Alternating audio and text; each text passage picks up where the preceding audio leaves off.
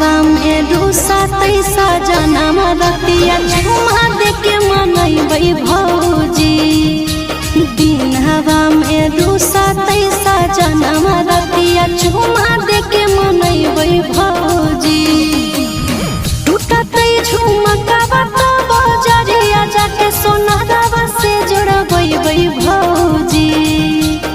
टूटतै झुमका बात बजरिया जाके सोनारवा से जोड़बै भौजी।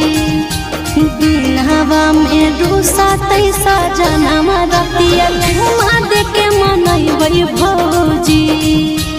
दिन हवा में रूसा तैसा जनम रतिया झुमा देके मनैबै भौजी।